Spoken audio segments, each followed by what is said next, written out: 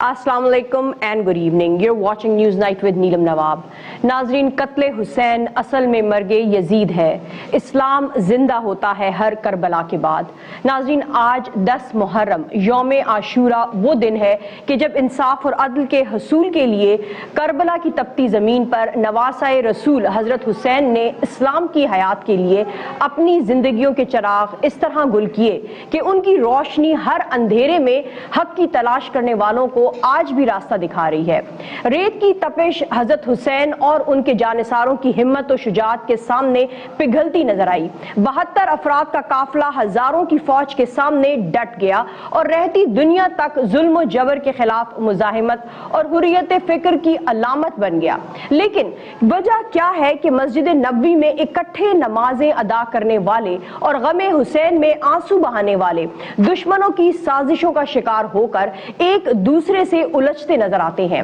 کیا مسلم ممالک نے کربلا کی مصیبتوں سے کچھ نہیں سیکھا؟ کیا مسلم ممالک مصیبتوں کی زد میں جو نظر آ رہے ہیں، کیا واقعہ کربلا میں جن اصولوں کی اہمیت کا درس دیا گیا وہ اس کو بھلا بیٹھے ہیں؟ اور نواسۂ رسول اور ان کے اہل خانہ کی جو عظیم قربانی ہے، اس نے جو ہمیں ایک سبق دیا، ہم آج اسی حوالے سے بات کریں گے کہ آخر کیا فلسفہ ہے اس قربانی کے پیچھے اور کیا پیغام ہے. ہم امین شہیدی صاحب آپ کی جانب آئیں گے. جیسا کہ یہاں پر گفتگو ہو رہی ہے، سوال اٹھایا گیا کہ آخر یہ زمین کربلا کی طرف ہی سفر کیوں کیا گیا اہل بیت کی جانب سے، خاندان رسول کی جانب سے. ہم دیکھتے ہیں کہ پہلے ہی بتایا گیا تھا رسول کریم صلی اللہ علیہ وآلہ وسلم کی جانب سے کہ اس واقع کربلا کے حوالے سے، اور جیسا کہ ابھی شاہ بخاری صاحب نے بتایا کہ جبرائیل امین بھی جو ہے وہ بھی وہی لے کر آئے تھے، تو ایک اشارہ دے دیا گیا تھا. لیکن یہ جو واقع کربلا ہمارے سامنے ہوتا ہے، کیا آپ کو لگتا ہے کہ 10 محرم کی تاریخ کو دین اسلام میں جو خصوصی اہمیت حاصل ہے، ہم اس اہمیت کو سمجھ پائے ہیں؟ کیا یہ بھی کہا جا رہا ہے کہ کچھ لوگوں کا یہ بھی خیال سمجھا جا رہا ہے کہ یہ اقتدار کی جنگ تھی؟ کیا فرمائیے گا؟ بسم اللہ الرحمن الرحیم. بہت بہت شکریہ آپ کا. دیکھیے، کربلا کا جو واقعہ ہے اس کے 2 پہلو ہیں. ایک تاریخی اور ظاہری پہلو ہے اور دوسرا اس کا معنوی اور باطنی پہلو ہے. ظاہری اور تاریخی پہلو مختلف اسباب، مختلف علتوں اور مختلف واقعات کی بنیاد پر اس کی وضاحت کی جاتی ہے، تشریح کی جاتی ہے اور اس پر تجزیہ کیا جاتا ہے اور اس کی وضاحتیں اور دلائل پیش کی جاتی ہیں. لیکن اس کا جو باطنی پہلو ہے وہ اس کا روحانی اور وحیانی پہلو ہے، جس پر اللہ تبارک و تعالیٰ کی مشیت کی بنیاد پر جو قائم ہے. لہٰذا اس طرف ابھی قبلہ ضیاء اللہ شاہ بخاری صاحب اشارہ فرما رہے تھے. عاشور کا جو دن ہے، چونکہ اللہ کی مشیت یہ تھی کہ 10 محرم کے دن حریت کی ایک ایسی کتاب عالم انسانیت کے سامنے رکھ دی جائے کہ تا قیام قیامت اس طرح کی کوئی مثال عالم بشریت کے سامنے موجود نہ ہو. اللہ تبارک و تعالیٰ کا ارادہ یہ تھا کہ اللہ کی مخلوقات میں اس کی محبوب ترین ہستیاں، جن سے زیادہ محبوب کائنات میں اللہ اور اس کے رسول کو کوئی نہیں ہے، ان ہستیوں کو دین کی ویلیوز اور دین کی اقدار کی سربلندی کے لیے کربلا میں اس بے دردی اور بے مثال بے دردی کے ساتھ اس طرح سے شہید کر دیا جائے کہ اس کے بعد رہتی دنیا تک تمام عالم انسانیت کو یہ پیغام دیا جائے کہ دین سب سے اہم ہے اور اس دین کے لیے حتیٰ نبی زادے اور نبی زادیوں کی جانیں بھی قربان ہیں. دین پر ہر چیز کو قربان کیا جا سکتا ہے لیکن دین کو کسی اور چیز پر قربان نہیں کیا جا سکتا. یہ اس کا عملی وہ پہلو ہے جو ہمیں کربلا کے اس واقعے سے عالم انسانیت کے سامنے اور ہمارے سامنے 10 رکھا گیا ہے.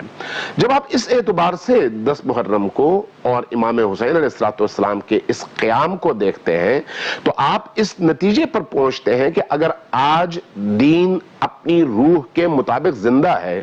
اگر آج اسلام اور اسلام کی وہ حریت فکر مسلمانوں کے درمیان دنیا میں کہیں نہ کہیں زندہ ہے، اگر استقامت کا جذبہ زندہ ہے، اگر مقابلے کا جذبہ زندہ ہے، اگر دین کے لیے قربانی دینے کا جذبہ زندہ ہے، اگر عالم انسانیت کی بقا کے لیے بشریت اور انسانیت کے دشمنوں کے سامنے سیسا پلائی ہوئی دیوار بننے کا جذبہ زندہ ہے، تو یہ تمام ویلیوز وہ ہیں جنہیں حسین ابن علی علیہ السلام نے کربلا کے میدان میں عاشور کے دن اپنا اور اپنے عزیزوں کا خون دے کر اور آخری وقت تک اس کی آبیاری کر کے زندہ رکھا ہے۔ لہٰذا جو سب سے اہم بات ہے امام حسین علیہ السلام کی زندگی میں وہ، لیکن امین شہیدی صاحب یہاں پر ہم یہ پوچھنا چاہیں گے آپ سے کہ جو یہ امام حسین علیہ السلام نے قربانی دی اس واقع کربلا میں، کیا اس قربانی کو امت مسلمہ سمجھ سکی ہے؟ کیا ہم آج اگر دیکھیں تو جو مسلم ورلڈ ہے کیا وہ ریفلیکٹ کر رہی ہے اس جذبے کو، اس ایثار کو، وہ قربانی جو کہ دی گئی نواسہ رسول کی جانب سے؟ بات آپ کی بالکل بجا ہے اور سوال بھی بالکل 100% درست سوال ہے۔ یہ اسی طرح سے ہے جس طرح سے خود قرآن کریم عالم بشریت کی نجات کے لیے آیا، لیکن جب عالم اسلام نے قرآن کی روحانی، معنوی، اجتماعی، سیاسی اور فکری تعلیمات سے دوری اختیار کی تو زبوں حالی کا شکار ہوئی، نبی کریم کی سنت و سیرت اور سیرت طیبہ سے دوری اختیار کی تو ذلت اور پستی اس کا مقدر بنی۔ اسی طرح سے حسین ابن علی علیہ السلام کی سیرت اور کربلا کے اس واقعے کو اپنی زندگی کا عملی حصہ بنانے سے گریز کیا تو پھر ذلت، پستی اور خاری ان کا مقدر بنی۔ یعنی یہ ایک تسلسل ہے انبیاء کی پوری تحریک، نبی کریم صلی اللہ علیہ وآلہ وسلم کا 23 سالہ جد و جہد ان کی، اور آپ کے اور ہمارے سامنے دین کا رکھنا، ان کی سیرت طیبہ، اور اسی سیرت طیبہ کے احیاء کے لیے، زندہ کرنے کے لیے امام حسین علیہ السلام کا کربلا کا یہ قیام، یہ سب کے سب ایک زنجیر کے مختلف حصوں کی طرح سے آپس میں جڑے ہوئے ہیں، الگ الگ نہیں ہیں۔ لہٰذا اگر کوئی قوم ان تینوں چیزوں کو مضبوطی سے پکڑتی ہے تو پھر سرفرازی، سربلندی، عزت اور وقار اس قوم کا مقدر بنتی ہے۔ لیکن اگر ان میں سے کسی ایک چیز کو بھی چھوڑتی ہے، اگر توحید کو چھوڑتی ہے، اللہ کی کتاب کو چھوڑتی ہے، رسول اللہ کی سیرت طیبہ کو چھوڑتی ہے، اور حسین ابن علی کی اس معرکہ آرائی اور اس جد و جہد اور قربانی کے اس عظیم ورثے سے دوری اختیار کرتی ہے تو پھر ذلت اس کا مقدر بنتی ہے۔ اب مسئلہ ہمارا عالم اسلام کے حوالے سے، شیعہ سنی کی بات نہیں ہو رہی، عالم اسلام کے حوالے سے ہمارا مسئلہ یہ ہے کہ ہم نے اسلام کو ایک روایت کے طور پر اور ایک کلچر کے طور پر تو اپنایا ہے، لیکن اس کی روح کی طرف ہماری توجہ نہیں ہے۔ ہم ثواب اور گناہ کی طرف تو جاتے ہیں، لیکن معاشرے میں اس کی تعلیمات کی امپلیمنٹیشن اور ان کو زندہ کرنے کے حوالے سے جس محنت شاقہ کی ضرورت ہے، قربانی اور ایثار کے جذبے کی ضرورت ہے، اپنے مفادات کو قربان کرنے کی ضرورت ہے، دیگر انسانوں کی۔ امین شہیدی صاحب یہاں پر ہم یہ بھی دیکھتے ہیں، ہم اگر لے کر آئیں آج کے سینیریو کو، ہم آج کے حالات کو دیکھیں اور ہم اپنی اگر زندگی کو اینالائز کریں، اپنی پریکٹیکل لائف کو اینالائز کریں تو اس واقع کربلا سے ہم کیا اچیو کر سکتے ہیں؟ ہم آج کی دنیا میں دیکھ رہے ہیں کہ کچھ جگہوں پر جبرن بھی مسلط ہوتا ہوا نظر آ رہا ہے اسلام، آئسس جو کہ ایک ٹیررسٹ آرگنائزیشن ہے، وہ اسلام کا مس یوزج کرتی نظر آ رہی ہے۔ تو اس حوالے سے آپ کیا کہیں گے کہ واقع کربلا میں کیا پیغام ہے اس ایسپیکٹ کے لیے اور ہماری پریکٹیکل لائفز میں امپلیمنٹیشن کے لیے؟ دیکھیے، واقع کربلا کے میں اگر ہزاروں نہ کہوں تو سینکڑوں پہلو ایسے ہیں جو انسان کی رہنمائی اور اس کی ہدایت کا ذریعہ ہے۔ واقع کربلا آپ کو صبر اور برداشت کا بھی درس دیتا ہے اور للہیت کا بھی درس دیتا ہے۔ واقع کربلا آپ کو اخلاص عمل کا بھی درس دیتا ہے اور دشمن شناسی کا بھی درس دیتا ہے۔ واقعہ کربلا آپ کو معاشرہ شناس بھی بناتا ہے اور معاشرے کے لوگوں کے درمیان دین کی تبلیغ اور دین کی ترویج کی حکمت کیا ہونی چاہیے وہ طریقہ بھی بتاتا ہے۔ واقعہ کربلا لوگوں کے اندر حرارت پیدا کرتا ہے، دلوں کے اندر۔ واقعہ کربلا لوگوں کے اندر جوش، جذبہ اور ولولہ پیدا کرتا ہے۔ واقعہ کربلا لوگوں کے اندر انہی آنسوؤں کے ذریعے سے ان لوگوں کو کربلا والوں سے جوڑ کر وہ جو کربلائی روح ہے وہ روح انسانیت کے اندر پیدا کرتا ہے۔ واقعہ کربلا انسانوں کے دلوں کو توڑ کر اور آنکھوں سے آنسوؤں کو بہا کر انسانوں کی روح کو اللہ کی روح سے جوڑ دیتا ہے، روح اللہ سے جوڑ دیتا ہے۔ واقعہ کربلا میں بڑے پہلو ہیں اس حوالے سے، لہذا واقعہ کربلا انسان کے ذہن کو جگا کر، انسان کے شعور کو جگا کر اس کو یہ بتاتا ہے کہ حق تک پہنچنے کے لیے ظلم کا رستہ کسی بھی صورت میں اختیار نہیں کیا جا سکتا۔ واقعہ کربلا آپ کے شعور کو جگا کر آپ کو ناانصافی کے رستے سے عدل اور انصاف کے رستے کی طرف آنے کی دعوت بھی دیتا ہے۔ ہم پریکٹیکل ٹرمز میں کتنا عمل کر رہے ہیں ان تمام جو ہمیں آپ نے بتائی ہے ڈیٹیلز کے واقعہ کربلا ہمیں کیا پیغام دیتا ہے، کیا سبق دیتا ہے؟ آج کا مسلمان یا آج کی امت مسلمہ کتنا ان پریکٹیکل ٹرمز ان تمام فیکٹرز پر عمل کرتی نظر آ رہی ہے؟ یہ کیا ہمیں اپنے سیلف انالیسس کی ضرورت ہے؟ جی ہمیں بالکل اس حوالے سے تجزیے کی، تحلیل کی، انالیسس کی ضرورت ہے اور اپنے آپ کو اس مقام پر رکھ کر اپنے عمل کو دیکھنے کی ضرورت ہے کہ ہم کس حد تک قرآن کریم، رسول کریم کی سیرت حسنہ، سیرت طیبہ اور اسی طرح سے کربلا کے اس درس سے اپنے آپ اپنی عملی زندگی کی مطابقت پیدا کرنے میں کامیاب ہوئے ہیں، اس کا تجزیہ کرنے کی ضرورت ہے۔ دیکھیے اس واقعے میں یہ پوٹنشل موجود ہے، قرآن کریم میں یہ پوٹنشل موجود ہے، نبی کریم کی سیرت طیبہ میں یہ پوٹنشل اور یہ صلاحیت موجود ہے کہ اگر کوئی انسان، کوئی اجتماع یا کوئی معاشرہ اس کو اپنائے تو اس کے اندر یہ تبدیلیاں پیدا ہو سکتی ہیں، لیکن اگر معاشرہ اس کو اپنانے سے گریز کرے یا کما حقہ جس طرح سے قرآن نے، رسول کریم نے اور کربلا والوں نے بتایا اس طرح سے اپنانے سے گریز کرے، بلکہ پک اینڈ چوز کرے، اپنے مفاد اور ظاہری دنیاوی مفادات سے متعلق چیزوں کو پک کرے، قبول کرے اور جو اس کے دنیاوی مفادات کو نقصان پہنچانے والی چیز ہو اس سے اجتناب کرے، تو پھر یہ پک اینڈ چوز ہے اور پک اینڈ چوز کے نتیجے میں کبھی بھی آپ اس پوری تحریک کی حقیقی روح تک اور اس کے مقاصد تک پہنچنے میں کامیاب نہیں ہو سکتے۔ امین شہیدی صاحب، ہم اگر آ جائیں آج کی دنیا کی جانب تو ہم بڑا ایک جو خطرناک فیکٹر دیکھ رہے ہیں وہ داعش کی صورت میں دیکھ رہے ہیں کہ آئیسس کے فتنے نے اس وقت پوری دنیا کے مسلمانوں کو مصیبت میں ایک طرح سے مبتلا کر رکھا ہے، اسلاموفوبیا کا بھی ہمیں سامنا ہے۔ تو یہ جو یہ فیکٹرز ہیں ان کو شکست دینے کے لیے ہمیں کیا کرنا ہوگا؟ دیکھیے ابھی آپ نے قبلہ ضیاء اللہ شاہ بخاری صاحب سے جو سوال کیا انہوں نے بہت خوبصورتی کے ساتھ اس کے جواب کا احاطہ کیا۔ اگر آپ مجھے ٹائم دے سکیں تو میں آپ کو 2-3 نکات عرض کروں۔ پہلا نکتہ یہ ہے کہ اب بھی اگر دیکھا جائے تو جو صورتحال اس وقت داعش کی نظر آ رہی ہے، داعش کے پیچھے صرف عالم کفر اور عالم شرک نہیں ہے بلکہ مسلمان نام نہاد ممالک بھی موجود ہیں۔ ابھی آپ نے یہ سوال اٹھایا تھا کہ ان حکمرانوں کے دلوں میں روہنگیا مسلمانوں کے لیے، یمن کے مسلمانوں کے لیے، فلسطین کے مسلمانوں کے لیے، کشمیر کے مسلمانوں کے لیے درد کیوں نہیں اٹھتا؟ اگر آپ تھوڑا سا تاریخ کا جائزہ لیں تو امام حسین علیہ السلام نے جو معرکہ کربلا میں انجام دیا تھا اس کے بعد ایک سرخ لکیر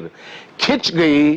ان حکمرانوں اور عوام کے درمیان جو اسلام کے نام پر، خلافت کے نام پر، امامت کے نام پر، اللہ کی مسند پر، رسول اللہ کی مسند پر بیٹھ کر اسلام کے نقاب کے پیچھے چھپ کر کفر کے کام انجام دیتے تھے۔ آج جو ہمارے حکمران ہیں وہ یہ جرأت نہیں کرتے کہ ہم خلافت کی مسند پر بیٹھے ہوئے ہیں، یہ جرأت نہیں کرتے۔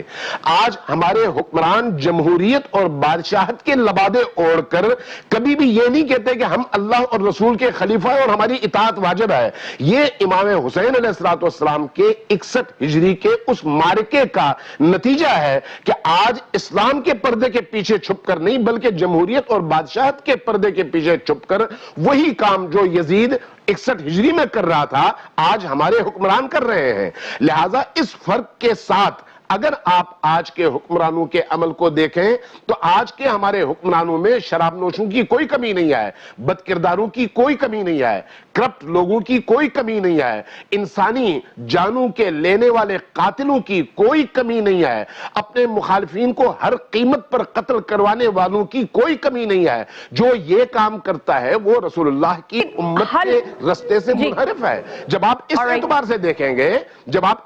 سے دیکھیں گے تو پھر آپ کو داعش ہو یا داعش کی طرح کی دیگر تنظیمیں ہوں، ان تنظیموں کے اہداف کو دیکھنا پڑے گا کہ ان کے اہداف کیا ہیں۔ ان کے اہداف وہی ہیں جو عالم شرک اور عالم کفر کے ہیں کہ اسلام کے چہرے کو اس طرح سے مسخ کر دو کہ اسلام کی تعلیمات میں جو کشش ہے اس کشش کی تاثیر کو انسانوں تک پہنچنے سے روک سکو۔ یہ ایک لمبا چوڑا موضوع ہے، کسی وقت اگر آپ اس پر مستقل پروگرام کریں تو اس پر بڑی ڈیٹیل سے بات ہو سکتی ہے۔ اس وقت داعش کو پاکستان کے اندر آباد کرنے کی کوشش ہو رہی ہے۔ افغانستان میں اس وقت عراق اور سیریا سے داعش کو لا کر بسایا جا رہا ہے۔ پاکستان کے مختلف کونوں میں داعش کے نام سے پرچم نکال کر اعلان وجود کیا جا رہا ہے۔ امین شہیدی صاحب، کیا وجہ ہے کہ اگر ہم سب کی فکر ایک ہے تو ہم اتنے فرقوں میں کیوں بٹے ہوئے ہیں؟ آپ علماء حضرات جو ہیں وہ کیوں نہیں اپنے درس سے، اپنی سپیچز سے، اپنے لیکچر سے ایک ٹالرنس پیدا کرتے؟ ہمیں کیوں مساجد الگ الگ نظر آتی ہیں؟ کیوں ہم نہیں دیکھ سکتے کہ اہل تشیع دیوبندی آپس میں ایک ساتھ کھڑے ہو کر ایک مسجد میں نماز ادا کرتے نظر آئیں؟ دیکھیے، اس حوالے سے ایک چیز کو سمجھنے کی ضرورت ہے جس کا تعلق انسانی معاشرے کے مزاج سے ہے۔ پہلی بات تو یہ ہے کہ کسی بھی فیلڈ میں آپ چلے جائیں، 10 بندے ہوں گے تو اللہ نے ان کو چونکہ آزاد پیدا کیا ہے، ان کی فکریں آزاد ہیں، اس لیے اپنی فکر کے مطابق ہر ایک جس رستے کو درست سمجھتا ہے اور اس کے پاس دلائل ہیں، اس کے مطابق وہ اس رستے پر عمل کرتا ہے۔ نبی کریم کے صحابہ کرام سے بھی جب کسی مسئلے کے حوالے سے پوچھا جاتا تھا تو ایک صحابی اپنے فہم کے مطابق رسول کریم سے سنی ہوئی ایک روایت سے استفادہ کرتے ہوئے ایک طرح کی بات کرتے تھے، دوسری طرح کی بات کرتے ہوئے، اور دونوں باتیں اپنی اپنی جگہ درست ثابت ہوتی تھیں کہ بھئی اس کا تعلق بھی سنت سے ہے اور اس کا تعلق بھی سنت سے ہے۔ آپ اگر کسی ڈاکٹر کے پاس چلے جائیں، ایک ہی مریض کے حوالے سے 10 ڈاکٹروں کی 6 مختلف آراء ہو سکتی ہیں، آپ کسی کو نہیں کہتے کہ یہ درست ہے اور وہ غلط ہے، ہر ایک کی اپنی شناخت ہوتی ہے۔ لیکن ان تمام چیزوں کے باوجود آپ دیکھیں اصول میں تمام مکاتب فکر ایک ہی پلیٹ فارم پر اور ایک ہی سٹیج پر کھڑے ہیں۔ توحید سب میں مشترک ہے، خاتم النبیین سب میں مشترک ہے، ختم نبوت سب میں مشترک ہے، قرآن سب میں مشترک ہے، قیامت سب میں مشترک ہے، عدل اور انصاف کے اصول سب میں مشترک ہیں، ائمہ اطہار اور اہل البیت سب میں مشترک ہیں، اللہ کی یہ جو تعلیمات ہیں یہ سب کے درمیان مشترک ہیں۔ فروعی حوالے سے بعض چیزوں میں اختلاف عین ممکن ہے اور اس اختلاف کی گنجائش ہونی چاہیے، لیکن جہاں تک آپ نے سوال کیا ایک دوسرے کے ساتھ کیوں نہیں ایک جگہ نماز پڑھتے، ایک جگہ اکٹھے نہیں ہوتے، یہ بات بالکل درست ہے، آپ کا اعتراض بالکل بجا ہے۔ ہمیں مشترکہ پلیٹ فارم پر مشترکہ عبادات کی، مشترکہ اجتماعات کی عملی کوشش کرتے رہنا چاہیے تاکہ یہ جو منافرت کی فضا پیدا کی جاتی ہے اسلام دشمن قوتوں کی طرف سے، اس کا رستہ ہم ہر صورت پہ روک سکیں۔ یہ دین کی تعلیم بھی ہے، دین کی مشیت بھی ہے اور اللہ کا ارادہ بھی ہے کہ مسلمان ان اصولوں کی بنیاد پر اور ان مشترکات کی بنیاد پر ایک دوسرے کے ساتھ کھڑے ہو جائیں۔ امین شہیدی صاحب، یہی کوشچن ہم آپ کے سامنے ٹیبل کریں گے کہ کیا جو علماء کا کردار ہے وہ بھی کہیں کسی کمزوری کا شکار رہا، کہیں آپ لوگوں سے بھی کوئی کوتاہی ہوئی ہے؟ ان مساجد کو جن کو ایک برداشت کا سبق دینے کے لیے استعمال کرنا چاہیے تھا، ان کا شاید کہیں مس یوزیج ہوا ہے کہ ہم آج دیکھتے ہیں شیعہ کافر جیسی آئیڈیالوجی جو ہے وہ بھی پروموٹ ہوتی نظر آتی ہے، کیا فرمائیے گا؟ دیکھیے، ابھی شاہ صاحب نے بڑی خوبصورت بات کی، میں اس کی تھوڑی سی مزید وضاحت کروں گا کہ جب آپ علماء کہتے ہیں تو پھر سب کو ایک ہی لاٹھی سے ہانکتے ہیں اور کہتے ہیں کہ یہ سب علماء تھے، ایسی بات نہیں ہے۔ علماء ان کو کہا جاتا ہے جن کے پاس علم کے ساتھ ساتھ خوف خدا بھی ہو اور قیامت اور قبر کا ڈر بھی ہو اور وہ اپنے آپ کو اللہ کے سامنے جواب دہ سمجھتے ہوئے وہ بات کریں جس کو وہ قرآن سنت نبوی کی روشنی میں درست سمجھتے ہوں. لیکن جو لوگ 2-4 لفظ پڑھنے کے بعد مفتی کا ٹائٹل لگا کر صرف دین کو اپنے پیٹ بھرنے کا ذریعہ اور کاروبار اور دکانداری کا ذریعہ بنا کر میدان میں اترتے ہیں اور اپنے ساتھ علامہ، اپنے ساتھ مفتی، اپنے ساتھ کوئی اور نام لگا کر انسانوں کے دین کو چراتے ہیں، یہ دنیا کے سب سے بڑے راہزن، سب سے بڑے ڈاکو اور سب سے بڑے چور ہیں. ان چوروں کو جب آپ علماء لیکن ان کی سمجھ کر نشاندہی میدان میں کیسے چھوڑ کی دیں گے جائے گی؟ تو وہ لوگوں سے لوگوں کا دین چرائیں گے.